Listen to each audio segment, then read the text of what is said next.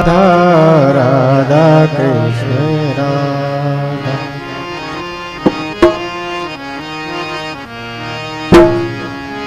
राधा राधा कृष्ण राधा राधा राधा कृष्ण राधा राधा कृष्ण राधा राधा राधा राधा राधा कृष्ण राधा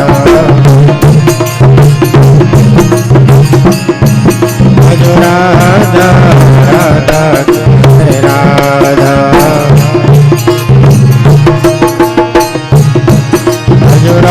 राधा राधा कृष्ण राधा राधा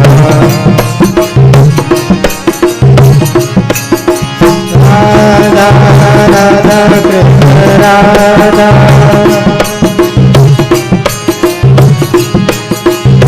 राधा राधा कृष्ण राधा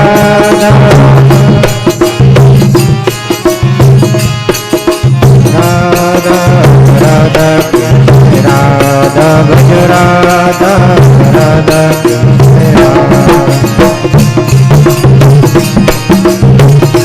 भज राधा राधा कृष्ण राधा राधा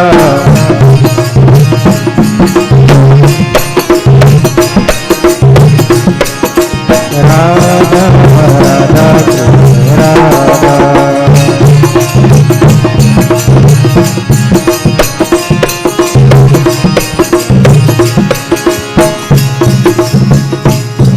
राधा कृष्ण भगवान की जय।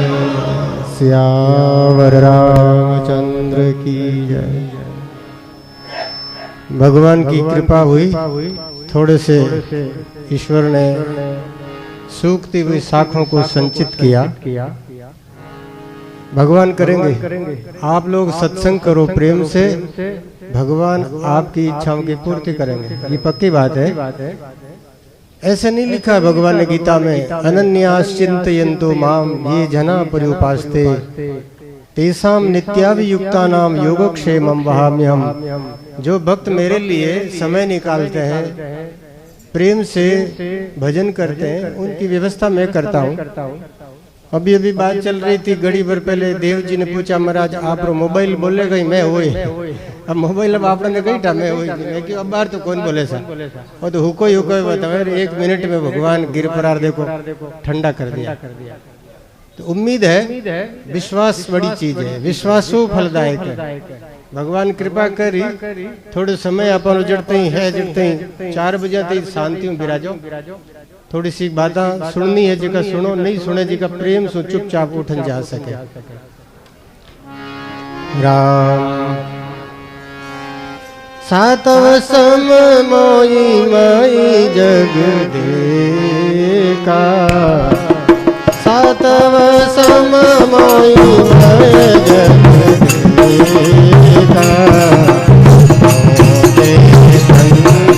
अधिक करी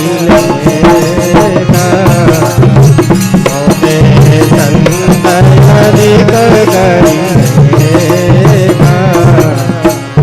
मंगल भवन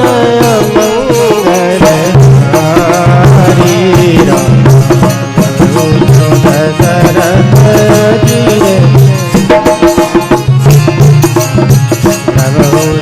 दशरथ अजीर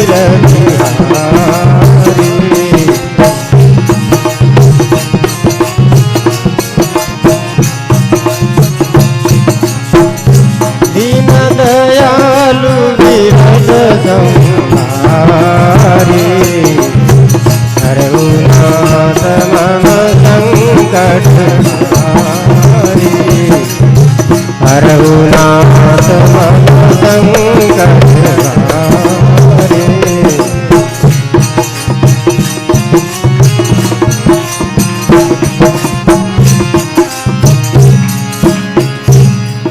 भक्तवत्सल भगवान की जय।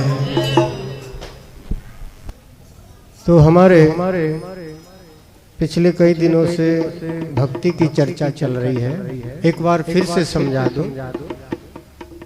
कर्म के माध्यम से ईश्वर को प्राप्त करने के लिए 2 कदम लगते हैं। यो समझो आप, भगवान छत पर विराजे, एक उदाहरण है।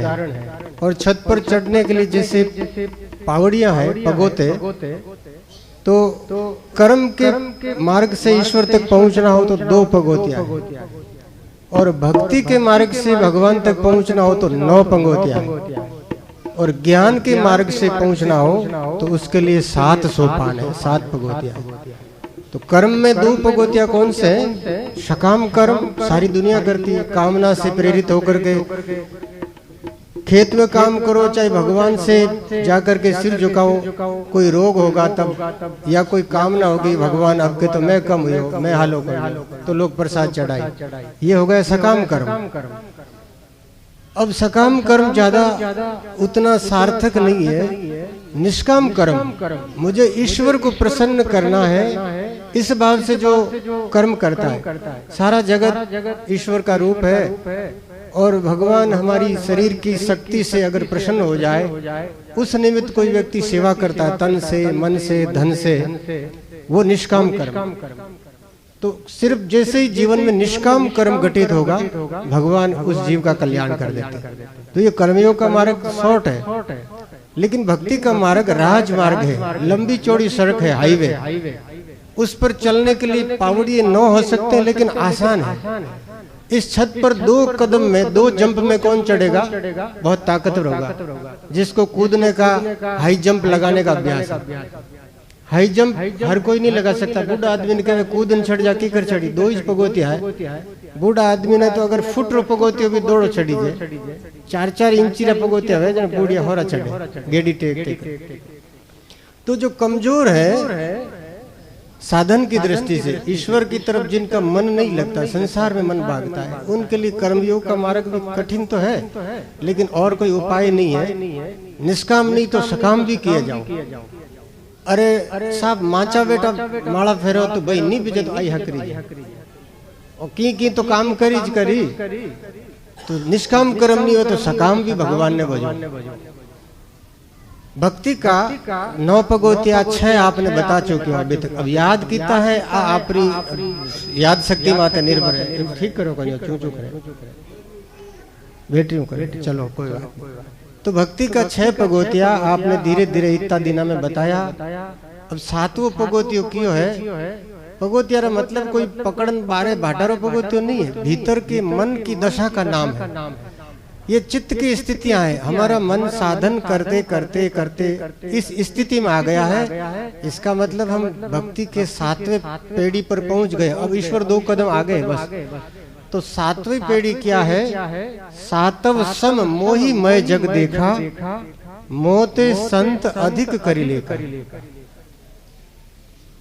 सारे जगत में समता का भाव, हरि व्यापक सर्वत्र समाना। तुलसीदास जी ने लिखा है, सिया राम माय सब जग जानी, सिया राम माय सब जग जानी, करहु प्रणाम जोरी जुग बानी, रामा करहु प्रणाम जो।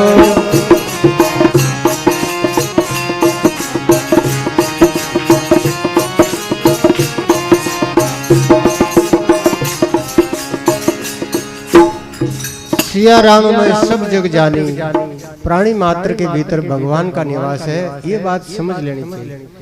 आत्मा जो है वो माला के अंदर मण के अलग अलग है, सूत एक है। तो सारे जगत में जितने प्राणी हैं, चाहे मनुष्य हो चाहे पशु पक्षी, सबके भीतर में आत्मा रूपी सूत वो ईश्वरी है।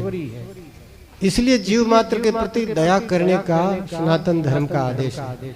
हम दूसरों पर दया क्यों करें? इसलिए कि उनके भीतर भी हमारे जैसी आत्मा है। इसलिए संस्कृत साहित्य में कहा है, आत्मनः प्रतिकूलानि परिशाम न समाचरित। जिस तरह के बर्ताव से हमारे दिल को दुख पहुंचता है, ऐसा बर्ताव दूसरों के साथ न करो। हर कोई व्यक्ति सोचता है मेरे साथ लोग सच्चाई से पेश आए, छल कपट न करे मेरे साथ, धोखा न करे, मुझे कोई गाली अपशब्द से अपमानित न करे। हम यह चाहते हैं। अगर हम सम्मान चाहते हैं तो दूसरों के साथ सम्मान देना सीखो। अंतरात्मा की आवाज सुन करके अपने को जो प्रिय लगे वैसा बर्ताव, वैसा व्यवहार दूसरों के साथ करो। Do to others as you want. ईसाई धर्म के मानने वाले भी ऐसा ही कहते हैं। सारे धर्मों का सिद्धांत मूल जो है वो एक जैसा ही है। तुम दूसरों के साथ वैसा करो जैसा तुम खुद के लिए चाहते हो। तो ये धर्म का मूल है, ये भक्ति का आधार है। सबके भीतर में जब वो चेतन परमात्मा है तो दूसरों को सताना ईश्वर का अपमान है, ईश्वर को सताना ही हुआ। अगर हम मंदिर में जा करके नमन करते हैं लेकिन भगवान की बनाए मंदिर के भीतर में रखी हुई मूर्ति को खंडित करते हैं तो ये भक्ति कहाँ से हुई? योग वशिष्ठ में एक श्लोक आया है, येन केन प्रकारेण यस्य कस्यापि प्राणिनः संतोषम जनयेद राम तदेव ईश्वर पूजनम। ईश्वर की आराधना का सबसे सीधा सरल सूत्र क्या है? किसी प्रकार से दूसरे प्राणी को सुख पहुंचाना, उसके अंतरात्मा को प्रसन्न कर लेना, यह ईश्वर की सबसे बड़ी सेवा है। मंदिर में जाकर के आप 10 लाख रुपए का सोने का छत्र भेंट करो, बहुत बड़ी बात है, भगवान खुश होते हैं। लेकिन उससे ज्यादा खुश होते हैं अगर एक आधी रोटी देकर के किसी गरीब का पेट भर दिया आपने, भगवान बहुत प्रसन्न होंगे। बोलो भक्तवत्सल भगवान। अगर आपने किसी दुखी आदमी की थोड़े से पदार्थ से सहायता कर दी और कुछ नहीं है तो शरीर से भी उसका मदद कर दिया, उसको उठने में, उसके चित्त को शांति पहुंचाने में, तो भगवान बड़े प्रसन्न होते हैं। ये ईश्वर की सच्ची सेवा है। मंदिरों को सजाने में हम लोग, हमारी भूल यह है कि हम मंदिर में ईश्वर का आराधन होना चाहिए, मूर्ति पूजा होनी चाहिए, समय समय पर आरती वंदन होना चाहिए। लेकिन उससे भी महत्वपूर्ण है भगवान के बनाए हुए चेतन प्राणियों के भीतर में भगवान को देखना। ये सात्विक भक्ति का प्रकार है। जो सब में परमात्मा का दर्शन करता है वो भक्ति की सात्विक कोटि में आ जाता है। देखो आपको एक छोटा सा दृष्टांत बताता हूँ, बहुत बढ़िया। एक संत की कथा है, शांति से सुनिएगा। जब भी कोई अच्छी बात हमारे दिमाग में होती है आप लोगों की आवाजें आती है। ये आप लोगों का दुर्भाग्य कह दो या हमारा कह दो, सब दिन मन की स्थिति एक जैसी नहीं होती। कभी सात्विक गुण होता है, बुद्धि में प्रकाश होता है, शास्त्रों की पढ़ी हुई बातें जो अंदर रखी हुई है वो उद्घाटित हो जाती, सामने आती। कभी कभी याद करने पर भी नहीं आती। तो आज तो कोई एक अच्छी बात याद आई हुई है। संत कैसा होता है? सातव सम मोई मैं संत जग देखा, मोते अधिक संत करी लेखा। भगवान से भी बड़े होते हैं संत। उन संतों का जीवन के बारे में एक उदाहरण याद आया। एक कोई उत्तर भारत के संत, भारत के 2 हिस्से हैं, वैसे कोई 2 हिस्सा नहीं, एक ही हिस्सा है, पर दक्षिण में थोड़ी भाषाएं अलग है। बोलो राम। तो यहाँ का कोई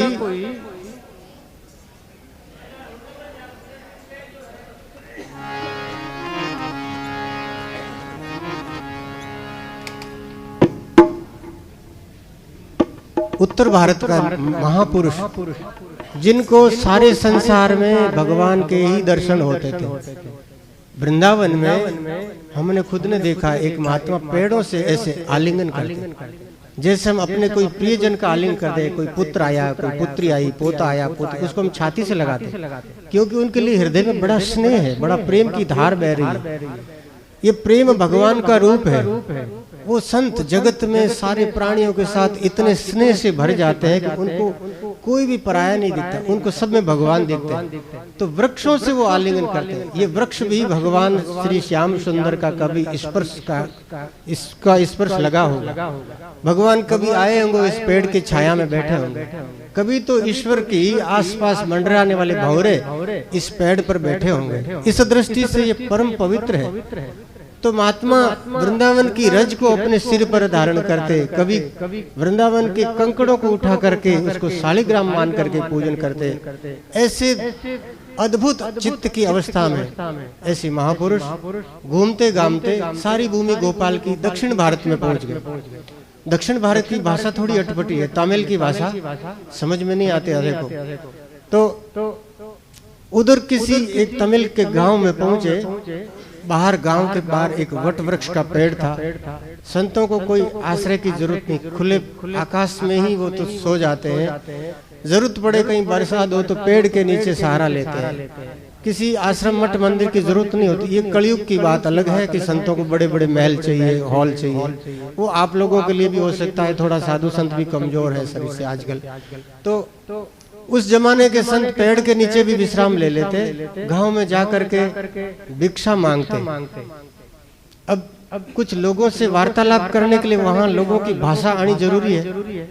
तो उन्होंने सिर्फ तमिल भाषा का एक शब्द सीखा। क्या शब्द सीखा वो? परवायल। क्या शब्द था? परवायल। अब परवायल का एक ही अर्थ होता है कोई बात नहीं। परवायल का अर्थ होता है कोई फिक्र नहीं, कोई बात नहीं। अब एक शब्द उन्होंने सीख लिया। जब भी भिक्षा मांगने जाते लोग बोलते महाराज क्या सब्जी डालूं? बोले परवायल। बाप जी सोगरो दो, सोगरो तो बटने वे इडली डोसा है। बाप जी इडली डालूं? परवायल। जो भी भिक्षा में आ जाते झीम लेते, कोई परवाह नहीं। धीरे धीरे लोगों ने बाबा का नाम रख दिया परवायल बाबा, क्योंकि एक ही शब्द बोले बाबा जी, दूसरा कोई शब्द नहीं आवे भी भाषा रो। परवायल तमिल भाषा में परवायल अर्थ है कोई फिक्र नहीं, कोई चिंता नहीं, कोई बात नहीं। लोग आवता दुखियारा लोग संतागंज जावे, बाप जी मारे टाबरे थोड़ी तबियत ठीक होने रहे तो संत महात्मा झाड़ो देवे। वे बाप जी कन आवता, बाप जी कृपा करो हमारे घर में बच्चारी थोड़ी शारीरिक स्थिति ठीक नहीं है। बाप जी कहता परवायल, और भी परवायल ठीक हो जाता। कोई आवता, बाप जी हमारे भय कौन दुआड़े? परवायल। कोई बात नहीं, वह भय ठीक हो जाती। लोग आवता, बाप जी कोई ने भूतनी लाग गई, महाराज हाथ फेरता परवायल। अब परवायल कहता ही वो ठीक हो जाता। बाबा जी की ऐसी भक्ति तो महापुरुष वन कोई पतो ही नहीं संसार में। जो भी पदार्थ आ जाए तो जीव लेता, ईश्वर के ध्यान में ऐसी ऊंची स्थिति आएगी, बस हमारा दर्शन करिए लोग दुख दूर हो जाता। अब लोग आवे संसार दुख दूर करने, अगर वो जन्म मरण रो दुख दूर करने आवे तो फिर वो रोग भी मिट जावे। लेकिन जन्म मरण की कोई परवाह नहीं है। जड़ते जीवा जड़ते आ काया रो सुख रहना चाहिए, परिवार रो सुख रहना, हमारा टाबरिया हो रहा रहना, हाथ पीढ़ी तई धन री कमी नहीं आनी। आ इच्छा ले लोग संता का कोई बात नहीं, आवे तो सही जगह ही जावे। तो महात्मा कने लोग दुखियारा होता। एक गाँव रो जो बड़ो सरपंच हो, फिर भी कोई समस्या ही महाराज आपके चुनाव जीत जाऊं तो ठीक है, बाप जी कृपा करो हमारी जीत हो जाए। बाप जी तो सबने एक ही शब्द कहता परवायल, कोई बात नहीं। वो सरपंच जीत गयो, आयो माला लेन संता ने चरणा में, बाप जी परवायल, परवाही मत करो, कोई बात नहीं। यूं करता करता लोगों ने बड़ी भक्ति पैदा होगी। महाराज तो पहुंचोड़ा है, आश्रम बनाई दियो बड़ो तकड़ो, सुंदर आश्रम बनाई दियो। महाराज ने विराजमान कर दिया, भोजन री भिक्षारी जरूरत नहीं। अब बाप जी लोग कोई पग दबावे, कोई सेवा करे। एक दिन कही भी एक गांव रे माने कोई बड़ा सरपंच और पटवारी रे भणतो कोनी, और हमारा बच्चा बच्ची आपस में मारे प्रेम संबंध हो। अब जो भी है लौकिक वृत्ति, शरीर में 16 वृत्तियां हैं। एक वृत्ति ऐसी वे 13वीं वृत्ति बिने कहवे वसु वृत्ति। वसु वृत्ति जटे चिपक जावे आदमी ने छोड़े नहीं। शरीर को प्रेम मन के स्तर मत पहुंच जावे, वीर वास्ते आदमी मरने तैयार हो जाए।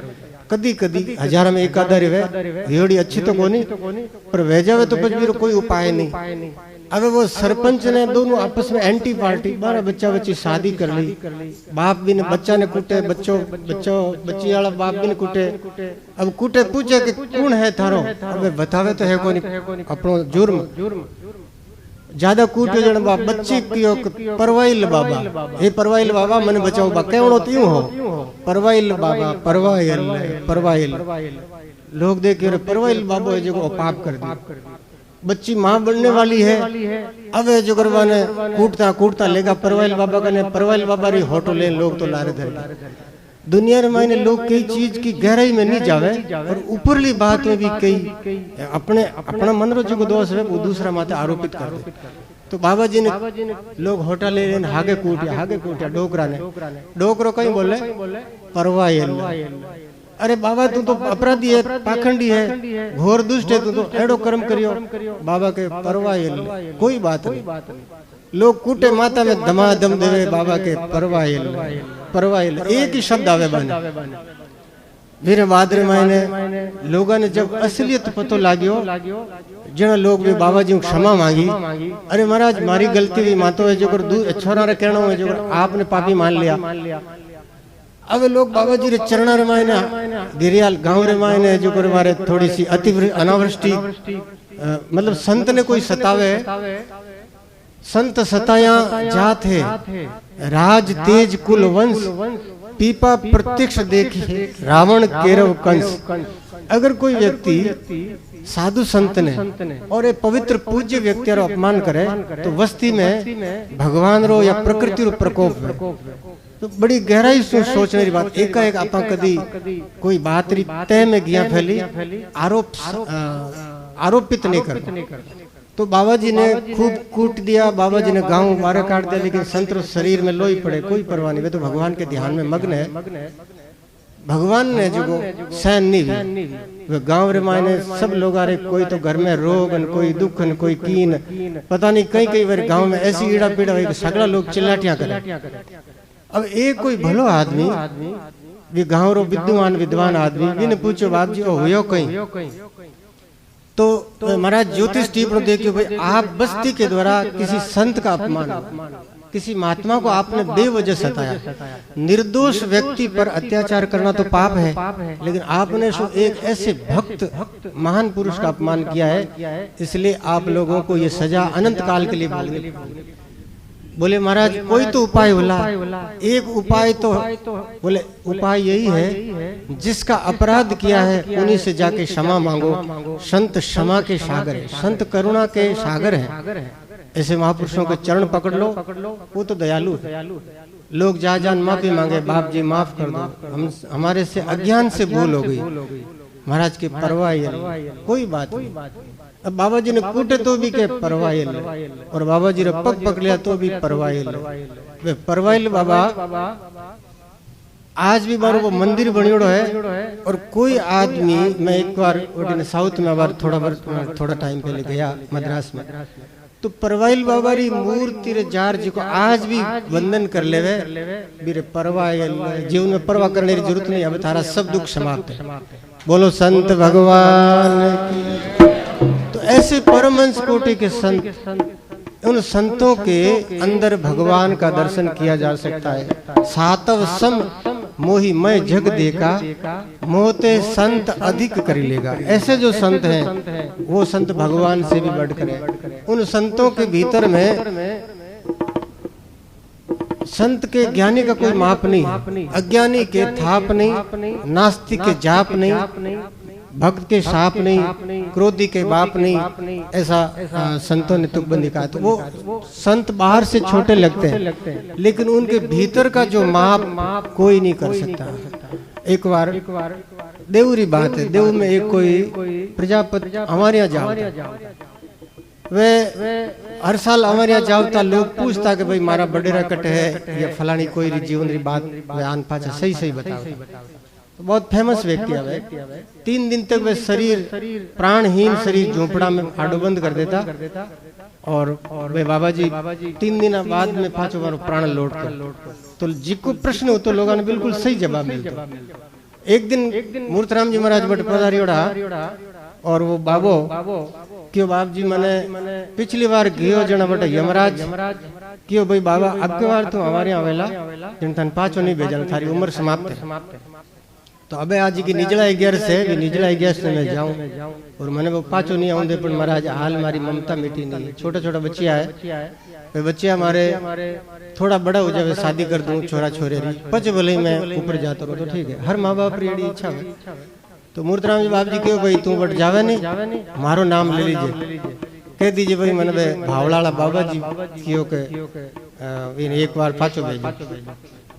वो गियो बटे हमारे यहाँ जायपुर कियो बाप जी हमारे गांव में पधारी उड़ाए मूर्तराम जी महाराज, मारो आदेश को जने यमराज कियो भाई मारो आदेश नहीं है जने तो तू एक बार नहीं हमें तेरे बार है जो करे भले हमारी आई जतन में ले जाऊं आ घटियोड़ी घटना है और वो डो कराऊं तो मां मिलिया साक्षात मारे मन में एक जिज्ञासा रहे कि कोई ऐसा प्रमाण मिले जिससे थोड़े मन में एक ईश्वर के प्रति विश्वास जागृत हो। तो भी बाबाओं में मिलिया देवदाती ने गया डोकरा 2 साल बाद में धाम पधार के हमारे मिलिया बाद में, लेकिन वह बात यार बाद में लगातार 13 साल तक वे हमारे यहाँ जा उतरिया और पाचा उतरिया 13 साल बाद में मारो बहुत पचे एक दिन तो शरीर जानू है। तो ज्ञानी के कोई माप नहीं, वे कहता कि महाराज मूर्तिराम जी बाप जी रो तो शासन बटे भी चले। आज अपना देश रो कानून अपने देश में काम करे, अपना प्रधानमंत्री आटे अगर नोटबंदी करे तो चले, लेकिन पाकिस्तान में या कोई नेपाल में नहीं कर सके। संतारो तो शासन परलोक में भी चले। ये धरती माते तो संतरो प्रभाव है जी को है। परलोक में अगर कोई जीव जावे, अगर महात्मा पुरुष आठों वीर वास्ते कोई सिफारिश कर देते बटे वह सिफारिश मानी जाए। कोई भी आदमी ऐसा नहीं है जिसकी सिफारिश परलोक में मानी जावे, सिर्फ संत का आदेश चलता है, क्योंकि संत भगवान का लाडला है। तो ऐसे संत महापुरुषों में साक्षात भगवान का दर्शन किया जा सकता। वो संत भगवान से भी बढ़ करके भगवान कहवे भागवत में एक श्लोक है पूयेत अनुव्रज्या हमें नित्यम पूयेत अंग्री रेणु भी। ऐसे जीवन मुक्त महापुरुष जिस धरती पर विचरण करते हैं, मैं उन महापुरुषों के पीछे पीछे गुप्त रूप से चलता हूँ ताकि उन संतों की चरण रज उठ करके मेरे सिर पर पड़ जाए। भगवान संतारी चरणारी रज अपने सिर माथे उठावनी चाहे, ऐसे प्रभु की और संतों की महिमा है। तो सातव सम मोई जग देखा मोते संत अधिक कर लेगा। बोलो संत भगवान की जय। श्रीमन नारायण नारायण हरि हरि, श्रीमन नारायण नारायण